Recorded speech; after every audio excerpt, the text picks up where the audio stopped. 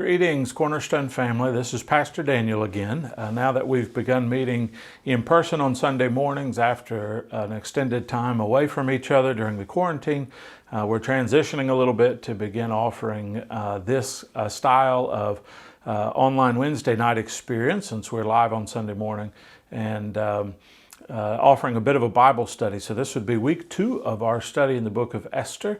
Esther, a very powerful story about power, about the actions of God when we don't implicitly see God. We'll talk a little bit about that today.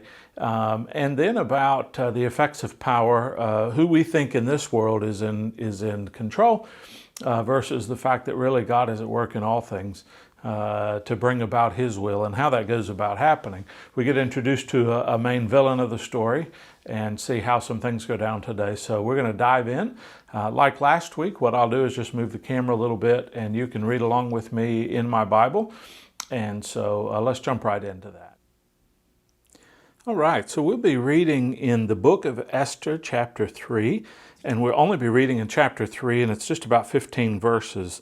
And so let's just dive right in and begin reading this together.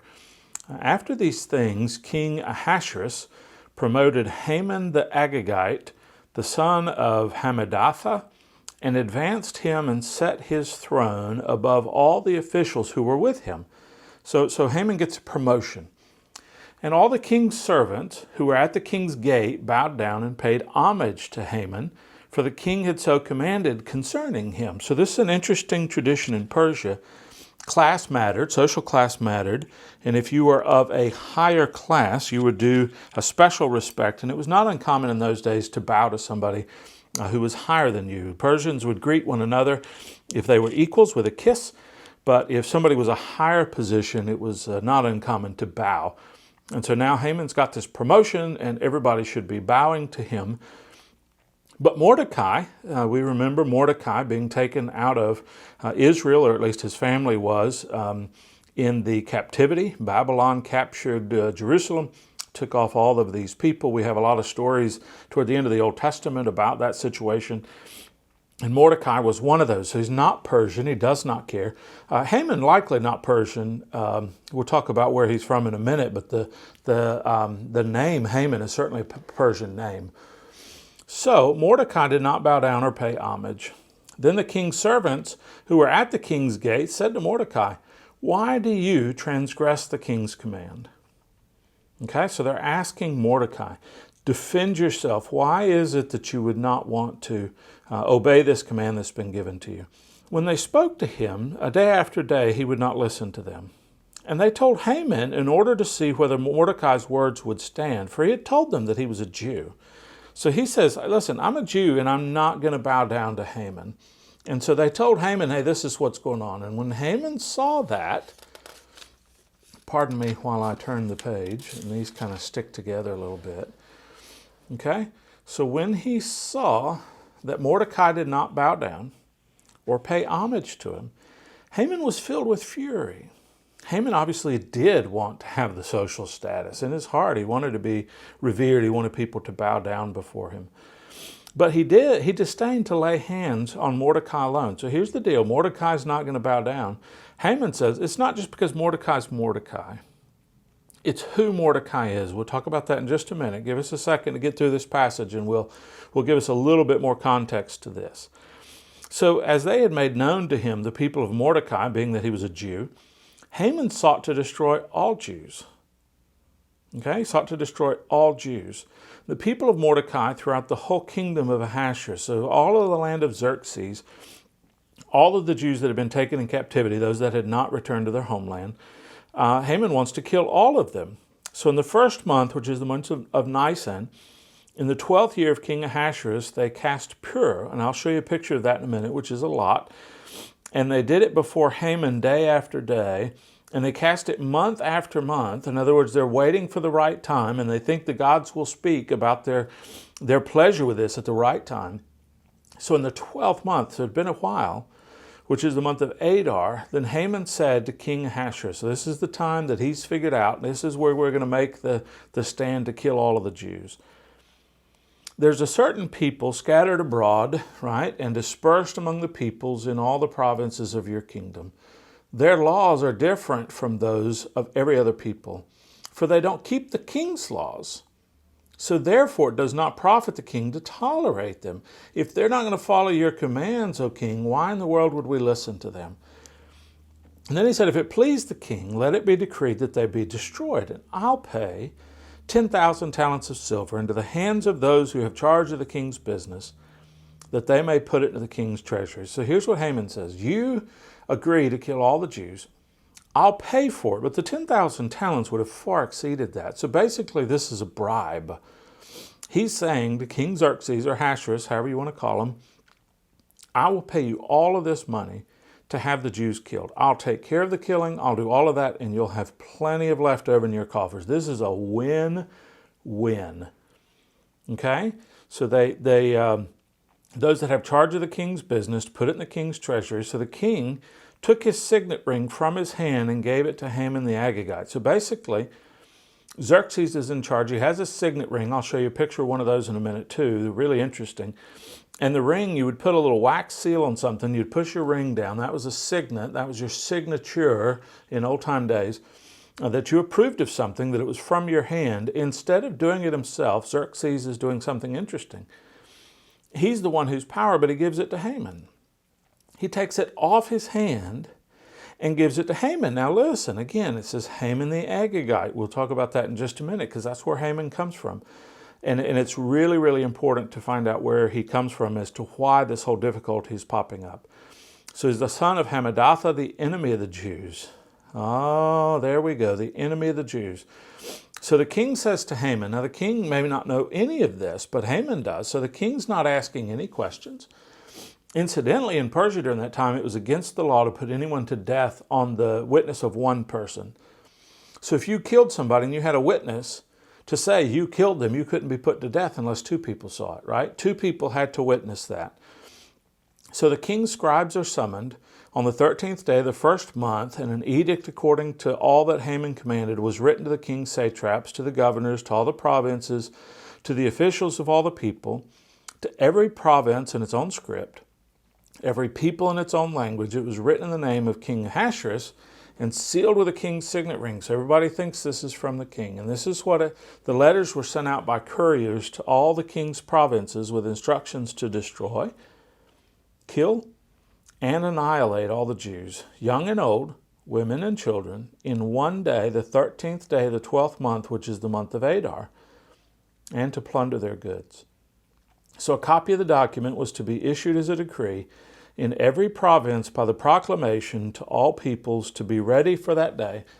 So the couriers went out hurriedly on the order of the king, and the decree was issued in Susa, the citadel.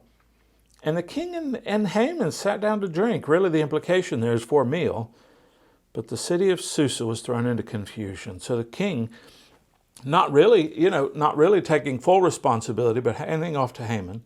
And Haman, who had just ordered genocide, the extinction of a human population in one area, are going to go now get a bite to eat. They don't care. Human life is really less important to them, which is really astonishing. How in the world can you do something that devastating and vicious to a human population and go sit down and eat? And what is God going to do about this, and how is God going to intervene? Well, but first, let's see how God has intervened in the past, and let's look at some of those historical pieces. So give me a second to pull out the other book, and we'll take a look at that together.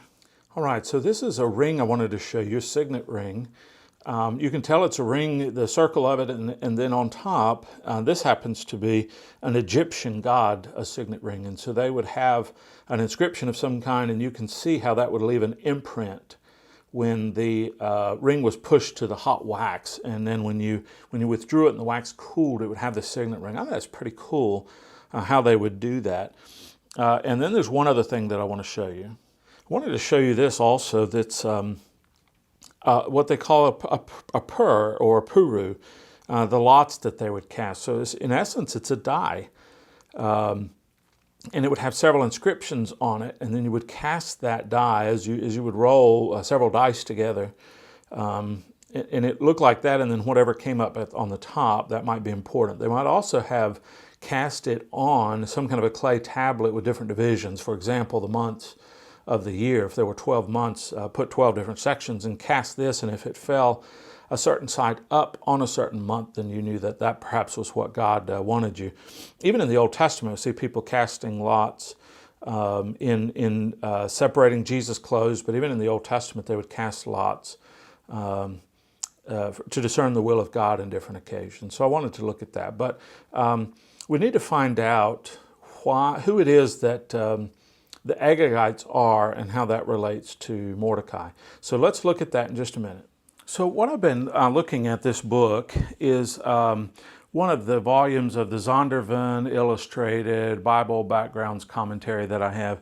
It's one of my favorite ones because it goes verse by verse through the Bible, and when there's something that I don't understand, I can pull this out. It's got pictures, it tells you what money's worth, and there's so many things that are specified pieces of knowledge that I don't always have, and so I like looking at this as one of my favorite commentaries. And so but here it's introducing chapter 3, verses 1 through 15, and telling us what's important.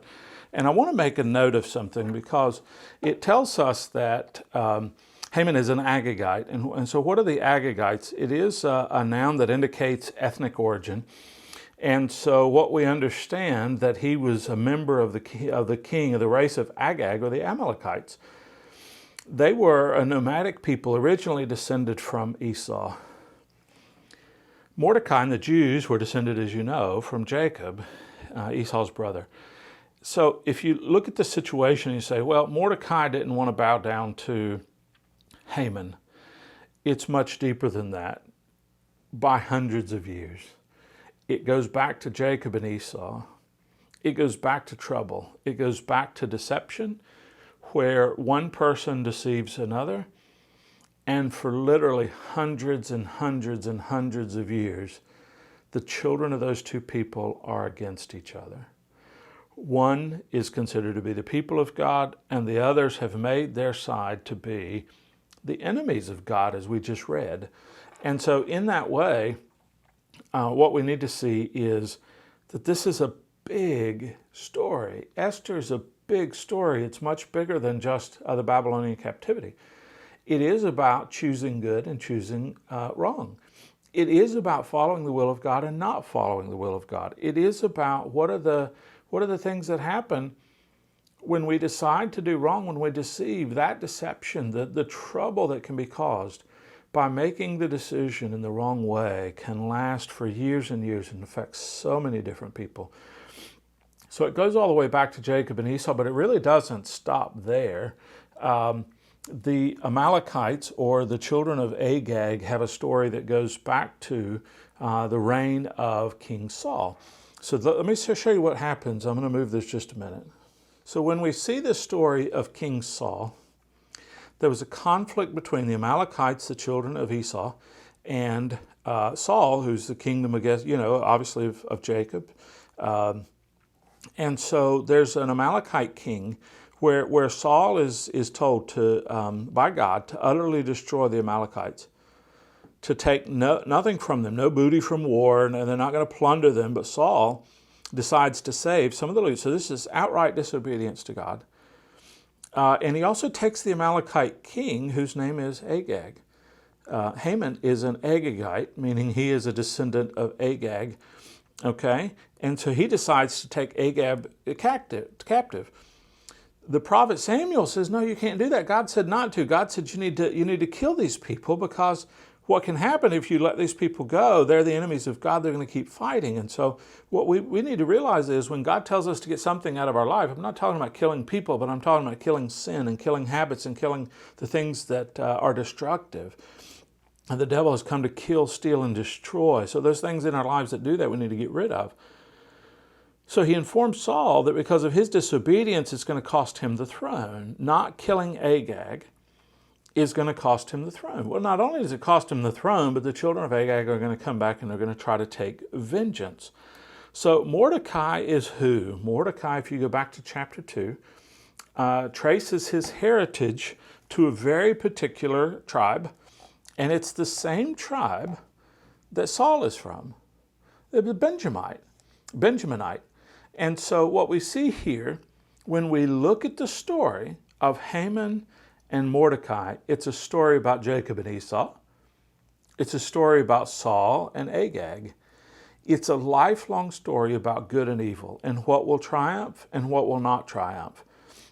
So Jacob had his day, Esau was cast out. Okay, we come back. Agag is going to have his day. Saul is supposed to take care of him, destroy him, kill him, get him out. He doesn't do it. He leaves room for this continuing thing to keep going. And what we see in the 3rd chapter of the book of Esther is that a descendant of Agag and a descendant of the line of Saul, whether he was a direct descendant or not, a descendant of the line of Saul, that implication is meant to be there, that this is a connection to the story of Saul and Agag.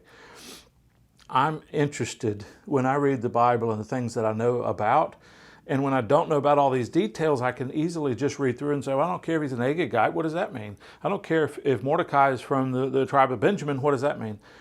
And this kind of Bible study tool, this kind of encyclopedia or dictionary, whatever you might happen, fills in all of those details such that all of a sudden this becomes a much more interesting story. So when you're reading the Bible, having a good study Bible, maybe even a set of simple commentaries or something like that could be very helpful. And so now we know that this is a bigger story. Now that we know that this is a bigger story, the role of God is implicit. So let me tell you about the role of God. One more picture I want to show you, and then while I'm showing you that picture, I'll talk for a minute.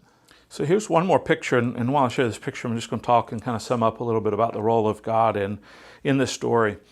What you see here on the left, I'm sorry there's a little bit of a blur, is a person of high stature here on the left, and then you see on the right the detail of all those people who are kneeling in various positions of kneeling.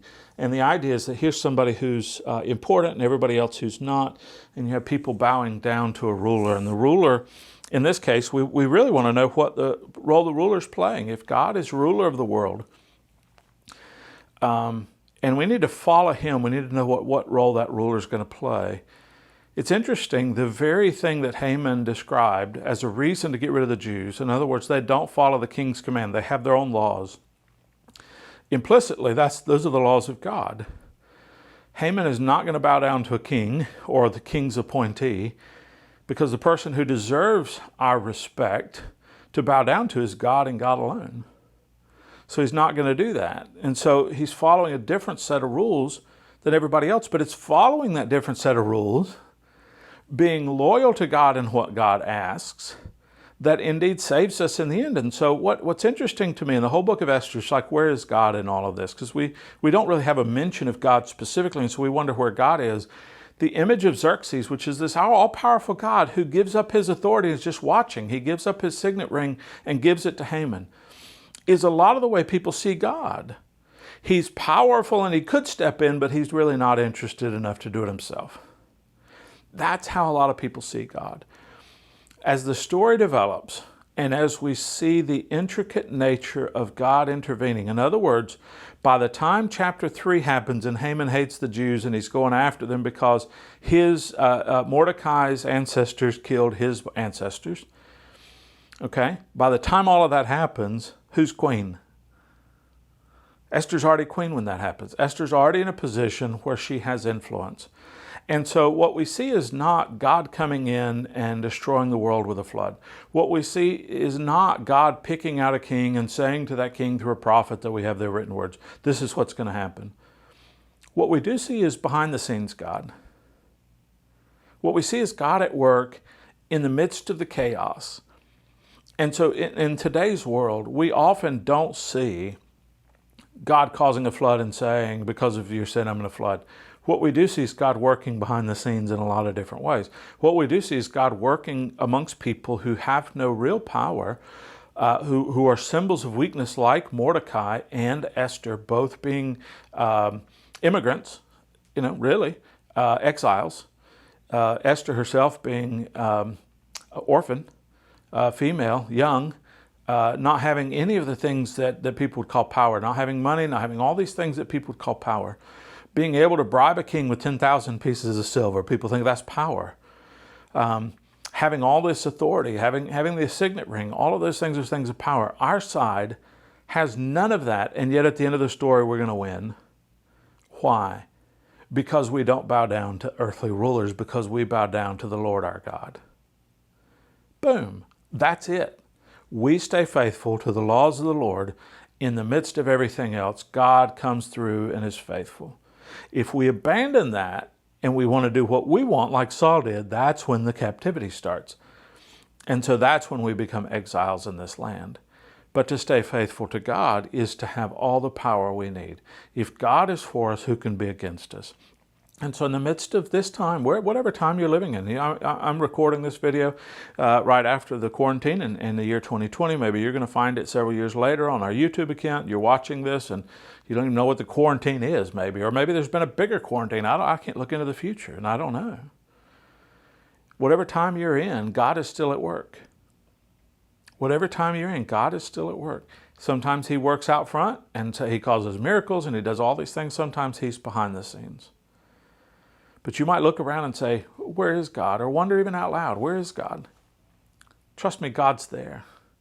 If you're faithful to him, loyal to him, he will be faithful and loyal to you. And it's one of the biggest stories in the Bible. It's one of the longest stories in the Bible. There's good and there's bad, and our choice matters. Are we going to pick to be deceived? Are we going to try to go in and make stupid decisions? What are we going to do? It's as old as Jacob and Esau. It's as old as Saul and Agag. It's as old as Haman and Mordecai. What role do we play? Is it a pro-God role, or are we ignoring God and living in this world? We can't do both. Hey, stay tuned for next week. We're going to see more about Esther's role in all of this and how she's going to exercise the influence that she has to bring about the conclusion to this story. So I think you'll be interested in it. Tune in next week. I hope you're doing well. My prayers are with you. God bless.